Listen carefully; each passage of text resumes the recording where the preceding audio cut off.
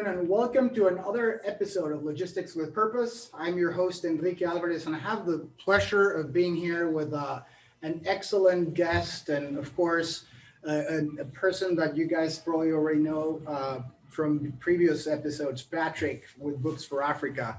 Today is going to be very exciting. We're going to be talking a lot about Africa. We're going to be talking about education. We're definitely going to be talking about books and the relationship that Books for Africa has with the continent. And again, we have a great host today, and we have a really great guest as well. So let me introduce to everyone here. Patrick, how are you doing today? I'm great. It's good to see you again. Yeah, my pleasure. Great to be here in the Vector headquarters. Thanks for coming. We're excited to have you here. What brings you down to Atlanta, by the way? Well, we're happy that our grand opening of our new Books for Africa warehouse is occurring tomorrow. And so that's why we're here. And we're so pleased to have Her Excellency, the African Union Ambassador Hilda Suka Mafudze, if I pronounced that correctly. Yes. And she's going to be the keynote speaker for our warehouse open house tomorrow. We send millions and millions of books to Africa, and the vast majority of them go through this warehouse here in Atlanta. We just reached the 50 million mark a couple of months ago. Now we're at 51. 51 already, things and change. Yes. We're looking forward to the next 50 and celebrating 100. But we have Madame Ambassador here with us, and we're incredibly happy. It's an honor to have you. And this is a very special episode for us, as I was telling you before during our lunch and before we started this recording. We come from a year of coronavirus and being locked inside. And so when we were setting this up, this is our first official, quote unquote, in-person interview of someone. And it's funny because it's incredible how hard it has been to actually come back when it comes to having the set together and the microphones ready and everything. But this is great. And it's amazing to kick it off with someone like yourself. No, thank you very much. And this is good. The in-person, having the first in-person, you'll be surprised. It will be embedded in your mind for a long time. And you'll not forget this meeting. No, thank you. Yeah. Thank you for welcoming me to the HQ of Vector. Yes. Thank you for being here. And Matilda, always a pleasure to have you as well. Thank you so much. I'm glad to be here. And I'm looking forward to this conversation because it's very personal to me and it's personal to Vector Global Logistics too, because you also have been in the forefront of shipping the books to Ghana and other places also. And I thank you, Patrick, for the hard work you do. And Madame, it's a pleasure. It's an honor. I do know that Africa is going to do well because of you. I look forward to talking to all of you. Thank you, my sister. Oh, with that said, let's just go right into it, right? Why don't you tell us a little bit more about yourself? Where are you from? Where did you grow? Some kind of fun stories of your upbringing. And we just want to get to know you better because I am a little bit nervous. We've never had an ambassador here before, and we don't even know what that means or what you do. So tell us a little bit more. I'm born in Zimbabwe, in the western province of Zimbabwe. They call it Mash West in my country. And in the constituency, Mondoro is where I come from. And they got educated at Masawi Primary School. That's where I hail from. That's where I was born. So Masawi Elementary School, is that? That was the primary school. The primary school. But born in Bulawayo, which is the second city of Zimbabwe. That's where I was born, closer to the Victoria Falls, one of the wonders of the world. Which everyone has to go and visit at some point, right? It should be in everyone's bucket list. Yeah, put that on your bucket list and you will love it and you will not forget it. I'm sure, and we will all love to go. And so tell us a little bit more about your upbringing. I think you come from a family of many siblings.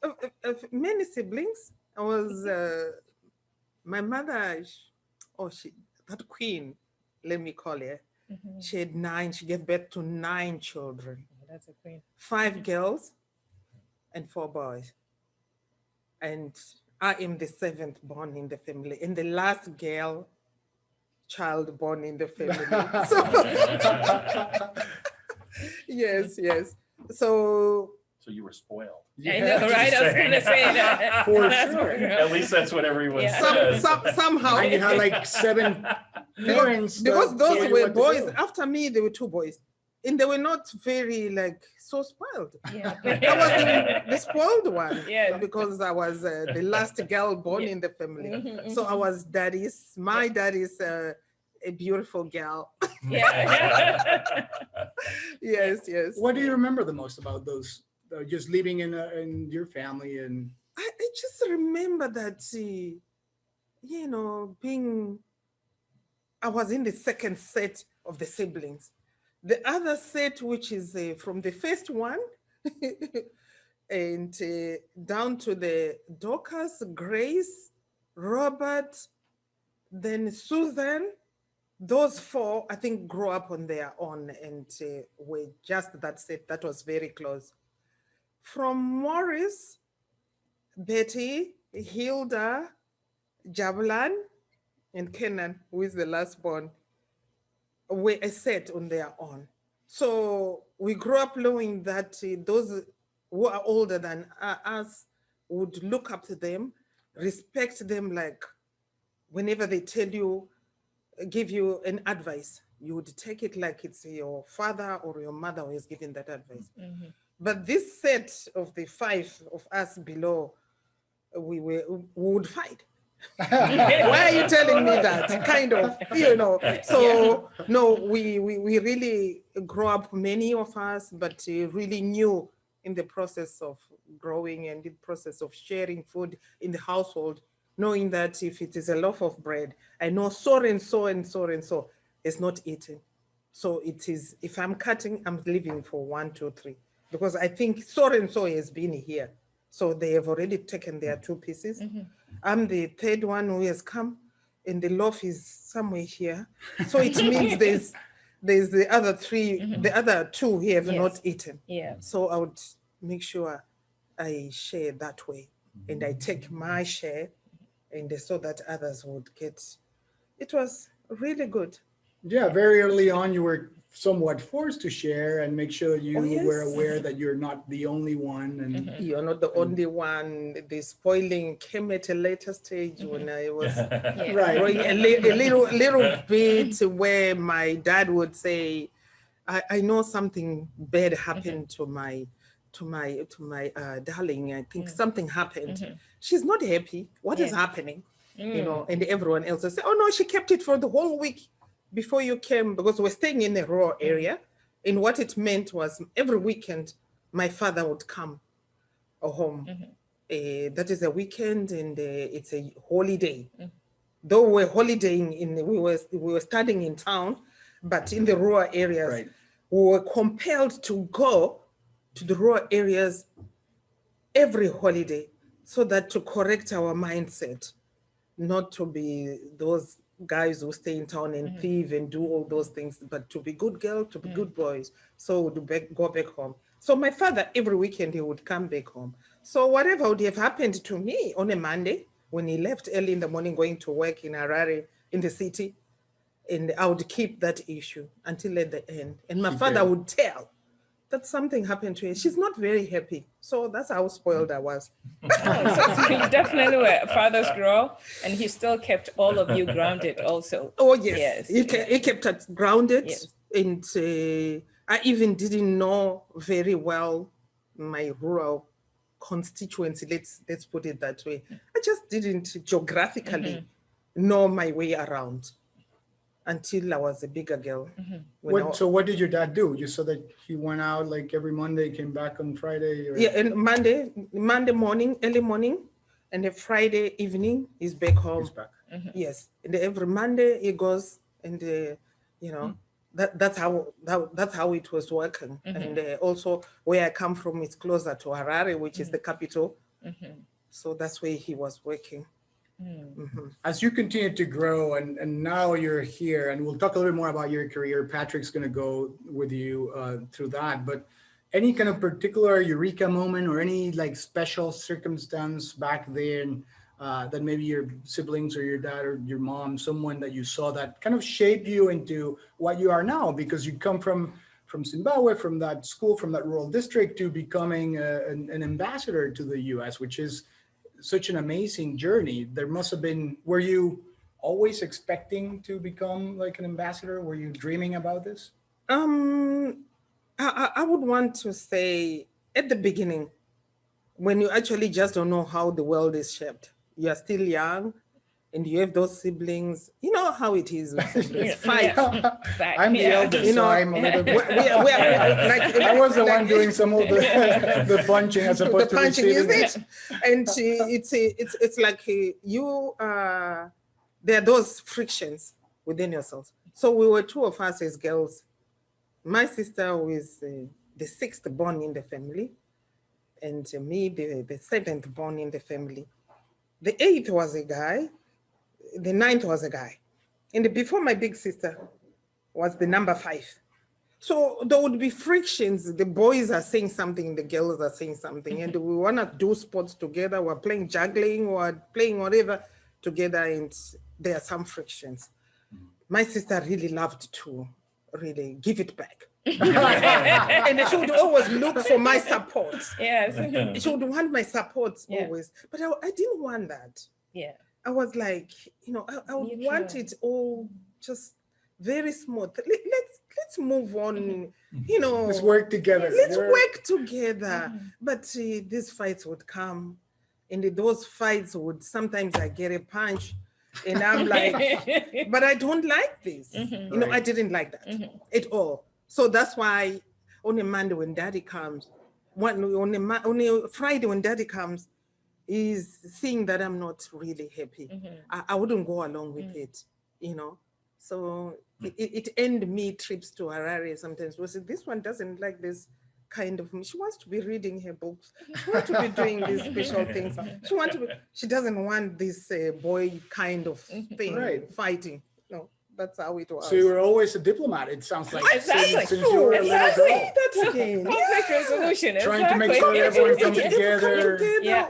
Why can't we do the right thing here? Why are you fighting? And someone you see someone is bleeding, nose bleeding, and whatever. I just didn't want to see that. I want to go and hide or something like that. That's how I grew up. Is there something in particular that you remember your mom or your dad telling you, like some kind of whatever, like some teaching or some? My mother in particular was very like, no one will take away your education. No one will take away your education. Go to school. Education is the most important, and you will always find your way to rise in the world. You will get somewhere. And having those siblings, it becoming daddies, a little girl, beautiful little girl. I became the spokesperson of the family. Even if others want something like, we are going for this music program. We don't have new shoes or something like that. And everyone else would be scared to go and tell that man. And that man would say, no, talk to your mother. I don't have money or something like that. But I would say, no, we are your children. I'll tell my brother, we are your children. You've got to do something because we're going for this. But I was young. And everyone else would wait for me. Just wait to Hilda if she talks to this man. He will listen, not to us. He will listen. So I would go and negotiate. And even my mother would say the same. Just leave it to Hilda. She will negotiate on behalf of all of you. And I would negotiate. At the end, my father, when the day he receives his salary, he would ask me in particular to take a transport to get to town, to his workplace, and I receive the money. I go and buy for everybody. Wow, so you're in charge of the the economy shoes, of the family, the socks, and everything. I buy. I go back home. I give everyone and whatever, and everyone is happy and whatever. And they will just say, thank you. So you get to thank Hilda about all this. I think it began a long time ago. That's a very powerful thing that you did, and that your mom is telling you, education, which is perfect segue to Patrick's kind of next step, right? Education, critical, very important. Yes. And to meet the world, what is the world looking like, and how will you be? If you don't have the English language, it means then you won't prosper. You won't go anywhere. So I was a very close friend to Mills and Boone. Yeah. Books. Hardy Boys. Those are the books I used to read. Yes. And that's where I would get the gist of the language, the whole language, and to try to use it, to try to write your comprehensions at school and to shape your comprehension in a good way. It was the books I was reading. It just doesn't come, some of these things. We were born, some of us, not speaking the language of English when we were growing up. But you had to teach yourselves. And you had to, when you're going to school, they were going to teach you in English and your language. And what it meant was you had to have it in you. If they're talking of language, they're talking of education, yes, you can learn mathematics, geography, history, all that. The English language was very important. So we go from growing up in a rural area in Zimbabwe, and I grew up on a farm too, so with a large family. So I know much of what you speak, although they didn't give me the money to provide for some reason. Well, what number? I was the youngest for many years, for 11 years. And they all thought I was spoiled, but I wasn't. Yeah. No, how many were you, Pat? There was seven. Seven. Okay, So you're the youngest of seven. You were the youngest of I was seven. number 6, and then Number Yeah. 6. and then my youngest, my little sister was born. But you have that give and take with a large rural family. Yes. It's fun, but sometimes not when you're in the middle of it. Yeah. But you go from there to being an ambassador, not just of a single country in Africa, but the entire African Union. So the question is, how does one get to be ambassador of the African Union? What does it take if someone wanted to be ambassador of the African Union like you? What's the secret? I don't know if it is the best to talk of it as a secret, but as you shape your career, you have something in your mind, something that keeps on telling you you can do better. At first, I became a member of parliament for my rural home and on an opposition ticket. Yes. And this was a province where the president of the country was coming from.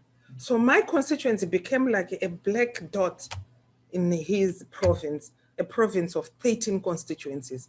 And there's the one from the opposition.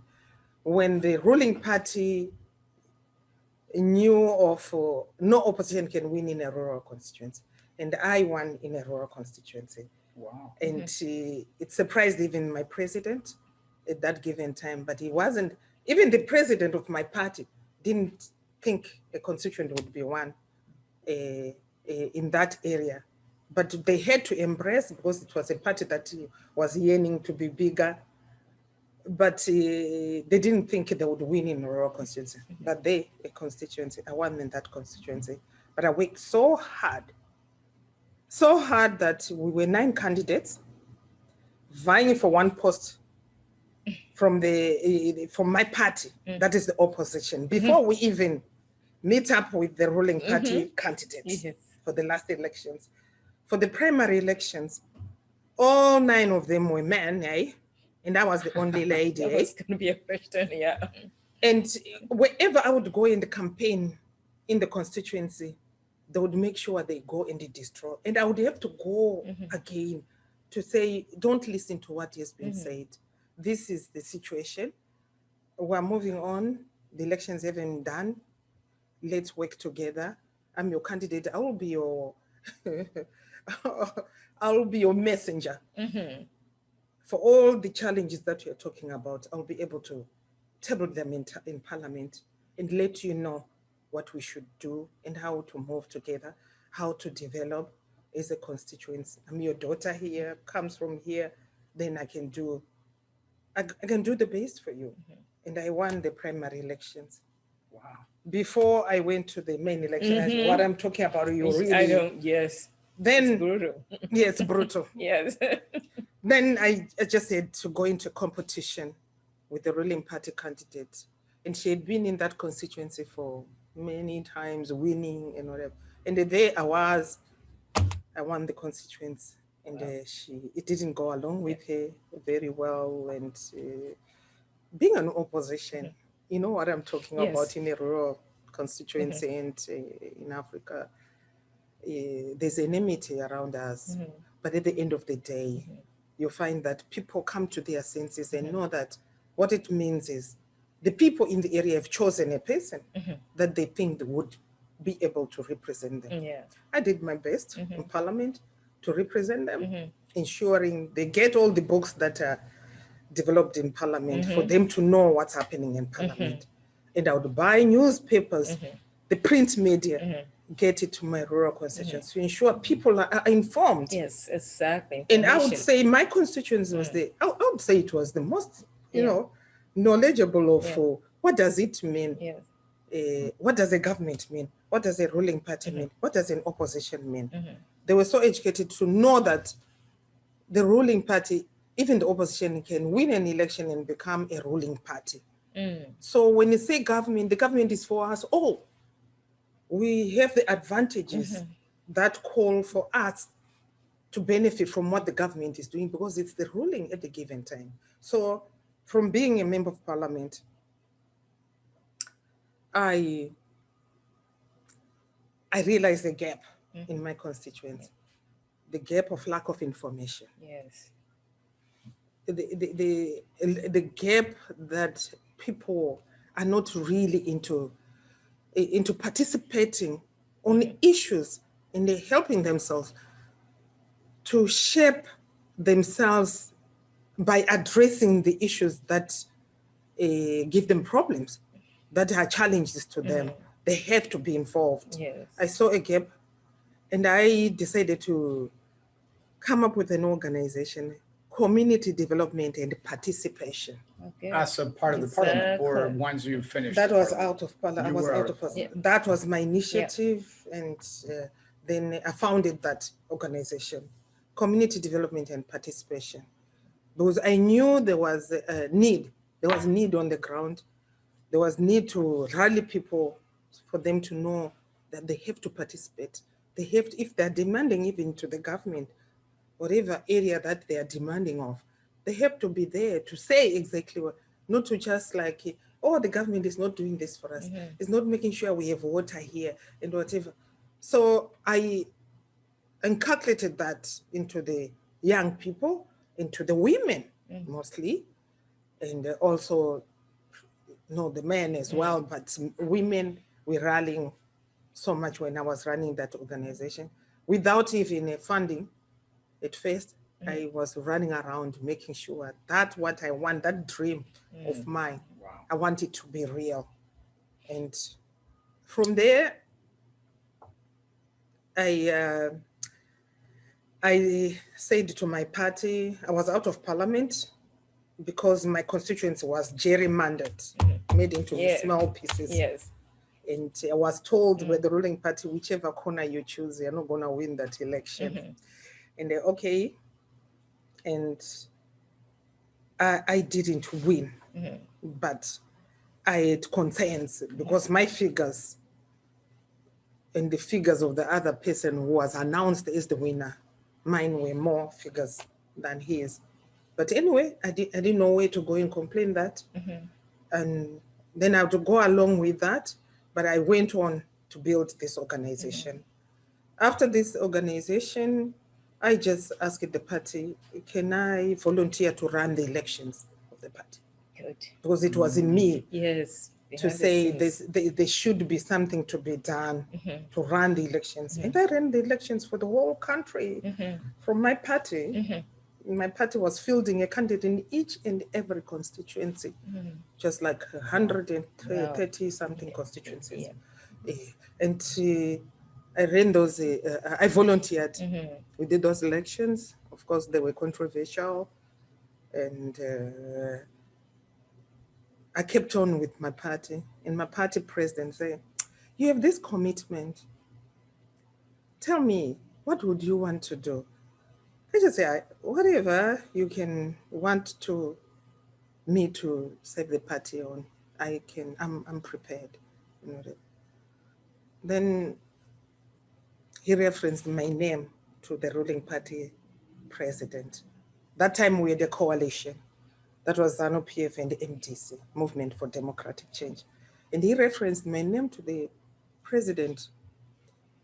And the president was very happy with my name being there. Interesting. Yes. He was happy because when I won the election in the constituency, he asked me to come and meet him. Yeah. And I went. They saw your power. I was going to see the president. They see your power. Yes, my power. Yes. I went and the president was, how did you do it?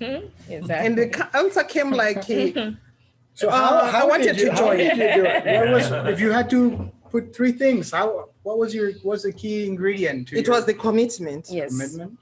So Yes, working it was really hard. probably. Working very hard.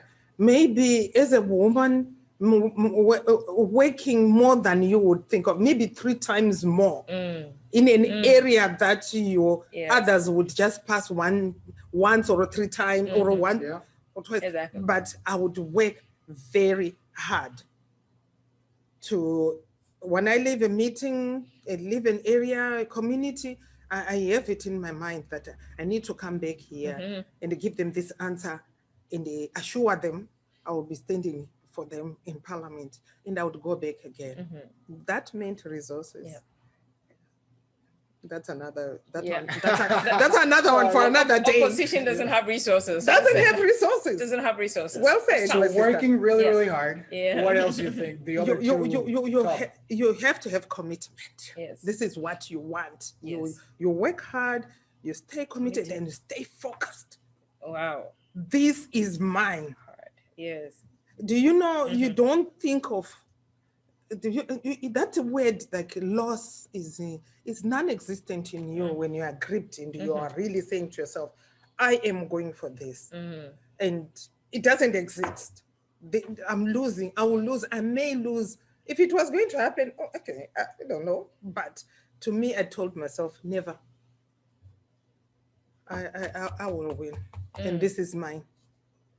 Wow. Yes, this is mine. Even the newspaper, one of the newspapers in the country called me on the very day of the elections and said, what do you think about your chances? I said, no. It says, where are you going? I said, I'm driving into the constituency right now. And they say, what for when it's election day? I said, just to just convince those sitting on the fence. Otherwise, I've won. Exactly. That's what I said. I said, I've won. Yes. I'm just going to convince those few who are sitting on the fence, and I've won. You will hear tomorrow, day after tomorrow. This is mine. So it was conviction as well. Yes, it was conviction. Yeah. So I think I've mentioned them 3, isn't it? Yeah, Yeah, no, exactly. you got, no, and I'm what- sorry, go ahead, go back to your story. What I think too is, not to interrupt, is that African elections, what you did that I don't see other leaders do, is when you commit, especially the rural areas, they want to know that you will come. Yes. Not just stand somewhere and call or talk to them. So that probably was very endearing to them. It's two-way, both ways, my sister, because the rural people are truthful people. Yes. Let me put it that way. No doubt. When they say they're rallying behind you, they are surely rallying behind exactly. you. Yeah. And you don't have to disappoint them. Yes. Right. Yeah. Yes. Work with them, show them you are there for them, and you are not there to just pass by like most politicians do, but you are there to stay and work. They are still calling on me today. Because, some of them want to know what level you are now. Yeah. You're an ambassador. They still want, but the elections coming, the Yeah. elections which are coming, we want you to be our member of parliament. Exactly. They'll tell you that. So after these elections, which were really controversy in my country in 2008, yes, after these elections, then I was referenced by my president out of the coalition that came into being to be one of the ambassadors. We're 5 of us. One went to Germany, another one went to Australia, another one Nigeria. Okay. He went to Nigeria. I went to Sudan. And the fifth one went to Senegal. Wow. Yes. So you went to Sudan at the To point. Sudan. Sorry, Yeah, Matilda, no, go it's ahead. all right. So what I'm very impressed with is, so that means Zimbabwe will still work with the opposition when they are in power. The coalition. Yeah, because in other countries like Ghana, it's just contrary. It's contrary. The opposition is so sidelined completely. Completely. Yes. Thabo Mbeki presided over the talks. Oh, wow. He's And amazing. the truth being told, yes, the party opposition had won these elections. Yeah. But there was always a way. Okay. You know, Yeah. But then the noise that kept on coming from the opposition made the regional board SADC to come together and say, let's make this up and make it so that to avoid noises in the place. So that's what happened, and we became a coalition. Nice. And I became an ambassador in Sudan. I stayed in Sudan. Sudan was still one. South Sudan, I was covering with South Sudan. Even when it became independent, I still covered South Sudan before my country opened a constituency day in South Sudan. But I received my president, which is usual and unusual with other ambassadors. I received my president, who is from the ruling party. I'm from the opposite. I received him in South Sudan with the independence of South Sudan. That is Robert Mugabe, my president.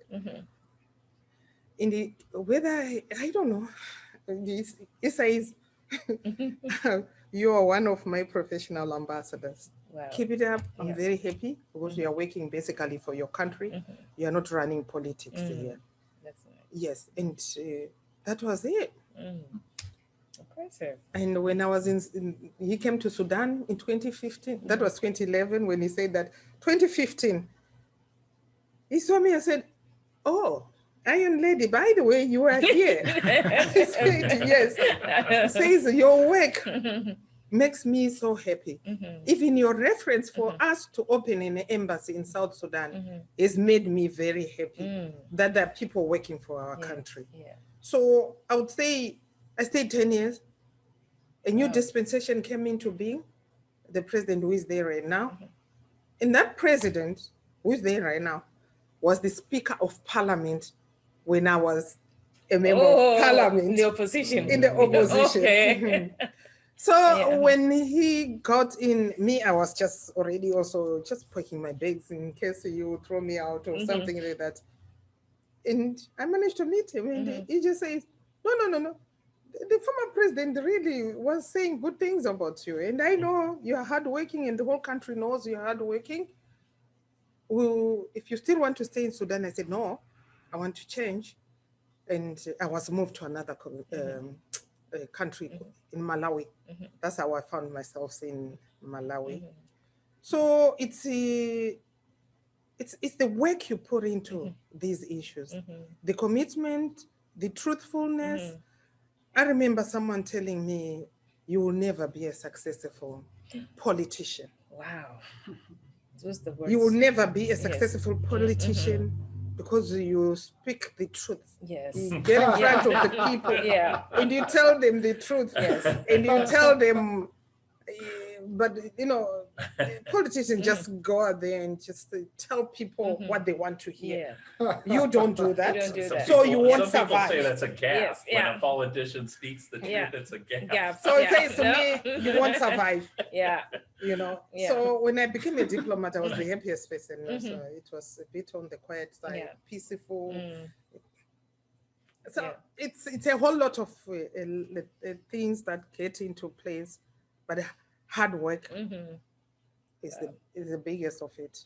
And the way people see the truthfulness that is coming from you, what you're putting across is very truthful. If it's not going to work, people are told, this is not going to work because of 1, 2, 3. And this is the way we should go with it. And so I think people in my country, they know me. So you're always growing. So yes. So what's the What's an average day in the life of the African Union ambassador? What's a typical day look like? Yeah, the good thing is Africa today is like just, I don't know whether to call it a hot cake or something like that. I am busy from the beginning of the day, or sometimes very early in the day, doing meetings of people who actually just want to know how to partner with the African Union. How can we partner with the African Union? We're hearing a lot is happening in Africa. Africa is the thing today, and everyone, for those who are in the know, of course, they really want to. It is the next frontier. Let me put it in short. Africa For is sure. the next frontier. We have the youngest population, which by maybe 2050, the talk is 2050, by 2050 we'll have doubled our population. And will be a certain percentage of the world population. And they would want to make decision without the thought of there is Africa. When the population is that high, you can't leave out Africa. The decisions will have to involve Africa, because Africa is shaping itself today to be let me put it, the African Union organization has made the continent, be known out there, advertise the continent with so many programs that we came up with. I don't know if to go into that right now or it will come later. The Agenda 2063, where we have put the 50 years in front of us from 2013 up to 2063, and they have come up with flagships. One of the flagships that I can proudly talk about, which were unveiled out of that agenda, is the Africa Continental Free Trade Area. Which we will talk a lot about it with when Matilda's going to ask a couple of questions about that. But before, and for some of our listeners that are out there, or viewers, what is the African Union? What does it constitute? How is it formed? Is your position something appointed or voted? Tell us a bit more, just for people that are listening to us and want to understand more what the African Union is all about. Oh, yes. African Union, this is a union of 55 member states, 55 countries. This is a continent composed of 55 countries. In 55 countries, we have, no matter what size they are, but as we combine the whole continent, we have 1.3 billion people. Wow. That's it. That's it. That's it. Yes. So with the regions where we are yearning to integrate, actually the whole idea of African Union is to one day to become borderless, become one, I mean, in terms of when it comes to trade. What makes a continent tick? It's its economies. And the integration is going to begin with the regions. Once we have even the infrastructure development integrated in each and every, where we'll be able to trade within ourselves.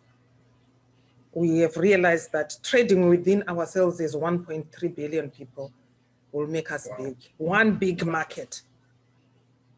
A free trade. Yeah. One big market, and having Africa being borderless, we see our economies growing. Yeah. That's very impressive. And again, let me just break for a second here. For anyone that's just joining us or that's enjoying this conversation, we're here with Madam Ambassador to the African Union in the US, Patrick from Books for Africa, Matilda, and myself. We will be right back. It will be just a quick commercial. We'll edit this and then we'll put Books for Africa video like the we did before. I didn't Yeah. mention it before, but I just remember, I think it would be a good okay. thing. Mhm. So we break in the middle and so all this will be edited out. Oh, How are you feeling so far? Is it going well? Do you want us Oh, to change anything? I'm very okay. Okay. Patrick, Yeah, how are you? yeah, it's You good. okay? It's We're I'm good? exciting, excited. actually. Yeah, I'm excited. yeah. Yeah. Okay. All right. It's good. Mhm. I'm Yeah, excited. you're So doing very well. yeah, it's Yeah. going Oh, great. thank you. I'm like, I know Thank it's you. been really incredibly interesting. I mean, already I 2 know, pages same full of thing. notes Yeah, and yeah. Really? yeah. So, Okay. well, welcome back. We're again with the ambassador, Madam Ambassador to the African Union. You heard it already. Africa and the continent's 1.3 billion people, 55 countries, and an incredible potential for anyone out there that's really not paying attention to Africa when they're doing. Well, you must be probably living under a rock because she said it very clearly. It's the next and last frontier. I think very, very strategically that Africa is for sure the future of the world in many, many different ways. Yes, yes. So thank you once again for being here, both of you, Patrick and Madame Ambassador. And go ahead, Matilda. I know that you have tons of questions for her. Yeah, no, I'm really excited and I'm also in the learning mood. So I'm always humbled to have, not to put a female connotation, but yes, because the continent is a rough patch, you know, when a female wants to strive and make a segue into doing all these things, being in politics and everything else, getting into the African Union and being the ambassador to the US, that is probably the most powerful position that a lot of people do not understand because that would could shape the US Africa relationship, which US is fighting so hard to make sure that they're positioned to be well with Africa and to do it right. You know, so my question is so much going on with a Continental Free Trade Area Agreement. What is that Continental Free Trade Area and what do you see happening with that? Yeah, we may spend the whole day here if I had to Yes, explain I do know. about the In a African We will nutshell. have to Area. have you back. So In a But don't worry. I'll Yeah. have to come Yeah. back. We'll have to come back. Yes, the Africa Continental Free Trade Area is it's one of the flagships of the Agenda 2063. And the whole idea of this Africa Continental Free Trade Area is there to shape the Africa that we want, growing our economies. In short and in simple ways, growing our economies. I think I must have talked about it earlier when we were at lunch, where I said there's need to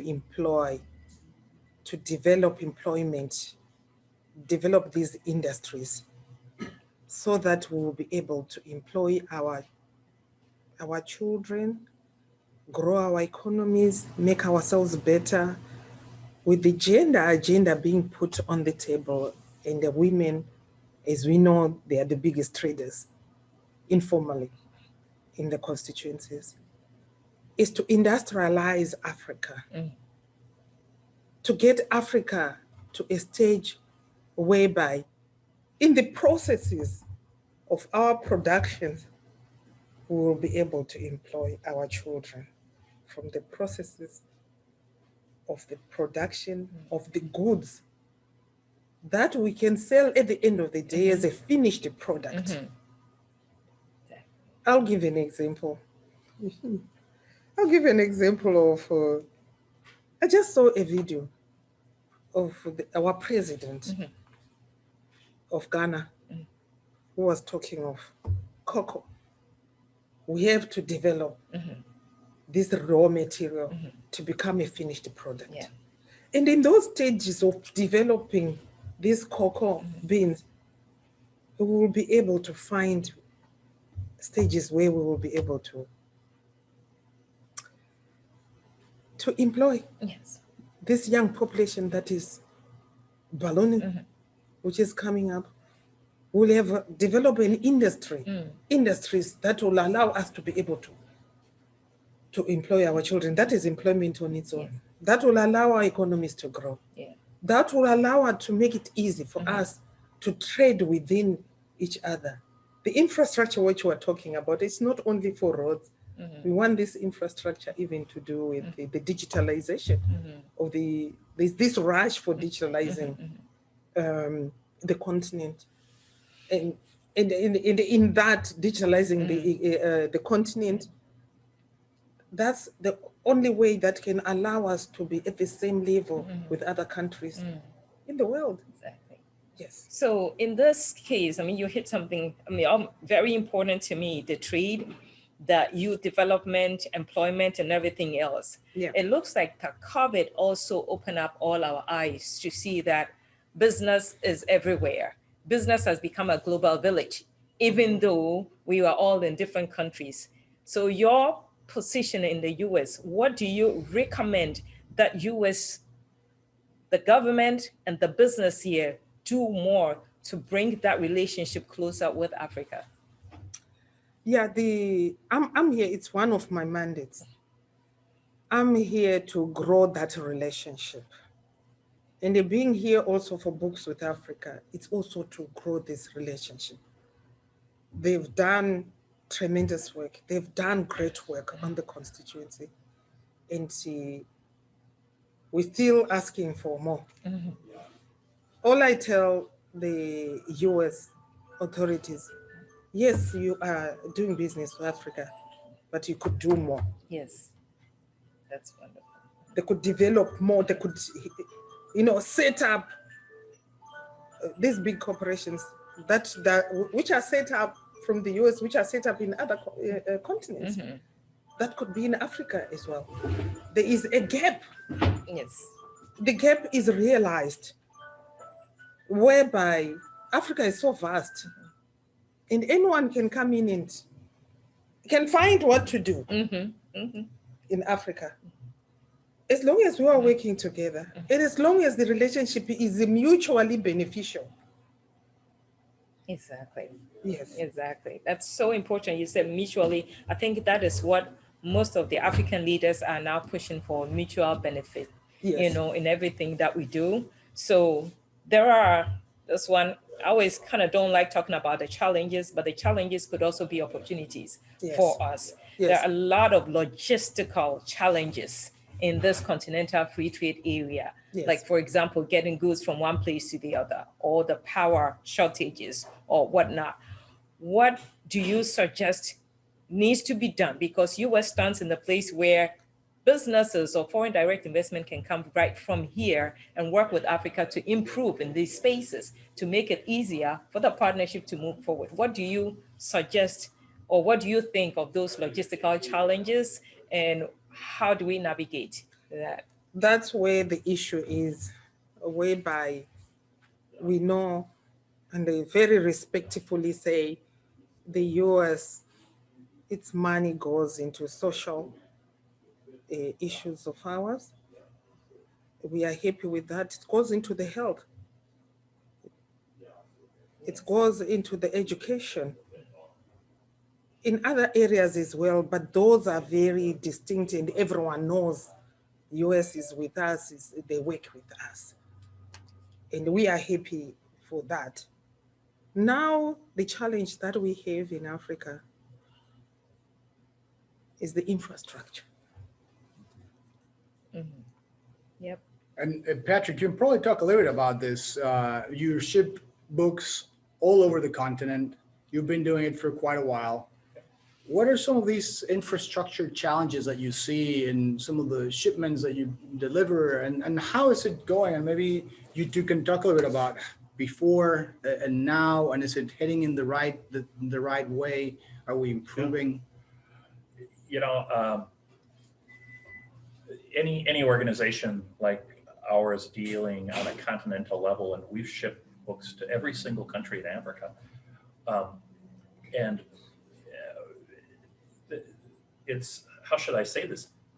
It's remarkably easy. I mean, that's probably not what you expect, but it's not that hard to do, because I think, there's a lot of infrastructure that has been established. So When we need to send books to any country in Africa, we call Vector, our freight forwarder.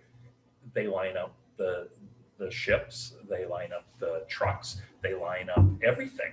And so from my perspective, as a distributor of books across the whole continent, it's not as hard as you would think it would be, because we can draw on the strengths. Now, the challenges in Africa is such a huge country, probably the rail network, I would say, would be an obvious area. That would be the sort of infrastructure that would, I think, bring dramatic improvements to link East and West Africa, North and South. And I know that the air connections are improving. A lot of times the way you had to get to Africa, the easiest way to get to Africa was to go to Europe first. And then to get to another part of Africa, you go back to Europe. So I know that there's obvious infrastructure improvements that are being worked on. It's such a huge, huge geographic area. But we've sent 51 million books, and it's, I would say to anyone interested in trading with Africa, it's not a nightmare. It's actually a lot easier than you think it would be once you figure out the tricks of the trade. And figure out. And that's what he's talking about, that the link between the regions. If there would be railway system. Well, and it sounds that there's also a problem of awareness, right? It sounds like, because to your point, Patrick, and it feels like people think that it's harder than what it probably is. And maybe that's one of your biggest challenges being here in the US, trying to convince and raise awareness that Africa is a really good business partner for any company in the world, and particularly for American companies that want to invest in Africa, right? For American companies that want to invest in Africa, this is the time. This is the time. This is the time. Africa is open for business. And the tools have been put in place to make it easier.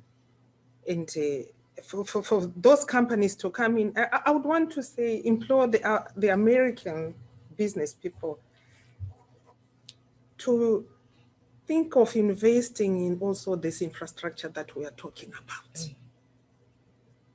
They should come in to invest in such.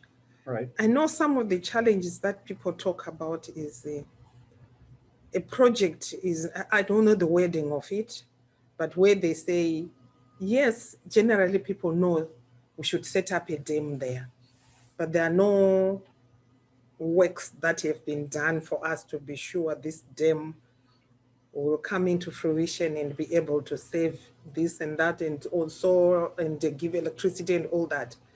If the project is not developed to such an extent, there is a word for it, I'm just forgetting the word. It's not been developed to such a stage. They say the project is not sellable. But I'm saying that's another area where even the Americans can come in and make those projects be real. And for those who come in to develop now the project, let it be maybe even the government, let them come and develop that project. It comes into fruition, its projection, what does it need tomorrow, how much will it be made on this project, and all that. Let them do it, the government, and maybe have the private sector come in well knowing there's this kind of project, there's a rail to be built from Harare, from Cape to Cairo, and it will bring out good business out of it. Let the private sector come in. So for companies that, the big companies or smaller companies that want to do things in Africa, this is the time. A lot has been done in this development of this project is being done to ensure you come in and do your project. But we would want the US to do more business with us. So I got this thing where, so I think US, with the intellectual partnership we do have with Africa, if we can handle projects as a supply chain, public-private partnership, so you figure it out from A to Z. then find all the partners within there, then find a way. I think maybe that's a conversation that, or I'm certain that conversation you're looking at also to help move Africa in the right direction with our relationship. I would say they are ours relationship to the US, because US, as I'm seeing lately, is very interested. So you're going to be a guiding light for all of us to be able to do right with Africa and moving forward. And where are you starting, or where are you ending? Yes, there's never been a good time for us to relate strongly. And the good thing, there's this opening for us to say truthfully exactly what I'm saying here, that we want a mutually benefiting a relationship with the US. In the US is also eager. I think you heard what President Biden said before the summit of our presidents. That was in January, was it in January, February? Yes. During that summit, before, where he spoke to the presidents of Africa. And he says, maybe next year we'll be with him in Africa, physically, for him to see for himself, to be able to meet with these presidents and all that, hoping this big pandemic will be something which we put behind us. But he showed that willingness to work with Africa. He showed the willingness to say, even not with the president, even the leadership that is in government today in this country, they are seized in working with Africa. Right. And this is the time. And Africa is embracing them and say, let's work together. And this is the time Africa has got it set up its tools in a way that this work can be done in an easier way. We see this every day, right, in logistics, and there's Patrick, who has sent books for Africa to all Africa. We coordinate shipments for our clients around the world, and I think that you're right. I think it's the right time. There's a lot emphasis in Asia and China. If we can start shifting some of that to Africa and the continent, I think that would be incredibly beneficial for at least the supply chain industry. So I would encourage everyone that's kind of like listening to this episode to look into Africa. There's really important opportunities in Africa. I think supply chains are going to start looking into Africa with different lights, with different eyes, and with everything that's going on, with the lack of equipment and the prices going to the roof, and so much congestion in our ports, and China, Asia in particular, I think Africa opens up an opportunity for everyone, right? Yes, and there's a human resource. Talk of human resource. You said the younger population, very education support, very educated. Yes. Very educated. Yes. Yeah. We can have other challenges, of course, that can be found in each and every continent, whereby in some of the countries, they could be having children that are not going to school or whatever. But generally, the human resource in Africa is just there. I was surprised passing through some restaurants and seeing we're hiring, and I'm coming from Africa. And I say to myself, I want my continent to be like this tomorrow. Yes, for sure. Where there's that kind of opening, whereby when the industry grows, when we have this industry, I think it will allow all those areas to be taking. And the talk of women, the informal traders, the cross-border, those women are doing great work. They have sustained economies. People may not have the figures to know what women they've done, but the good thing, African Union is working so hard to ensure these women are not shortchanged as they cross these borders to go into these other countries to do their trade. Women have done so well in Africa. Yeah, and they've, as you said, they have sustained the economies of a lot of different countries. So with that, I just want to come back full circle to you and the relationship that you have with Africa, and also with you, part of the African Union has with Books for Africa. Go ahead. What does it mean to you to have such great connection with Africa? On behalf of Books for Africa and all of our supporters all across the world, including in Africa, the recipients of our books, the people raising money send those books and donating books and coordinating. I really appreciate the support of the ambassador and her office in helping to work with us to help work together to improve levels of education across the African continent. It's a it's a continental vision, Yes. and we really welcome the ambassador's willingness to assist in this, to work with us, to work in collaboration so that we can achieve more. And so I also really appreciate the ambassador coming here to Atlanta to be the keynote speaker for our christening of our new warehouse. And so we're having that big event tomorrow. We look forward to her formal remarks. And we look forward to many of the informal remarks. A lot of times the things that get achieved are these little sideline conversations where an idea gets percolating. Yeah. And so I think, some ideas have been discussed and hopefully more in the future about additional collaborations Yes. whereby we can work together to improve education. So we really look forward to that. Thank you, Ambassador, for coming. And we look forward to hearing your remarks tomorrow and continuing to work with you in your office. Thank you. Thank you very much. Thank you so much. This has Thank been very interesting. As you said, we could probably continue to talk for at least a couple of more hours Yes, about not yes. only the free trade agreement, but Yeah, also yeah. like the African Union, but just like your incredible kind of life story. And so we're super humbled here at Vector. Thank you, Patrick, for giving us this amazing opportunity. Thank you for taking the time to come with us today and share some of your experiences with us. And before we kind of wrap everything up and we kind of close this really interesting episode, just if you have like any challenge to our audience, if you could challenge our audience about something, what would that be? And with that, just wrap up this episode for us, if you don't mind, Madam Ambassador. I would want to just say the way is Africa as we speak. And they're having these collaborations with Books for Africa, where I've already mentioned that we have the resource, the human resource that is very strong in Africa. And they're doing business with Africa would be the thing at the moment. And they don't be left out. Africa is on the move and a lot is being developed. And those who are doing business at the end of the day are reaping the fruits, and they are making their companies, their organizations strong.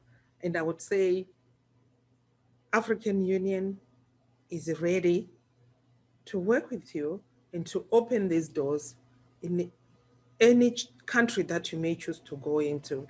There are 55 countries and 1.3 billion people. What a big market. One single market. It is the biggest. Yeah, well, thank you. There you have it. And as you said, you don't want to be left out. Other countries are already doing this. So at the end of the day, this is not only important and interesting for the US, but it's also a race against other countries out there that are already looking into Africa as the next frontier, as you put it. And once again, thank you very much for everyone listening, everyone watching this episode. If you like it and enjoy conversations like the one that we had today, don't forget to subscribe. We're part of the Supply Chain Now network, and this has been another episode of Logistics with Purpose. Thank you very much, and I'll see you next time. Thank you. Thank you. Thank you.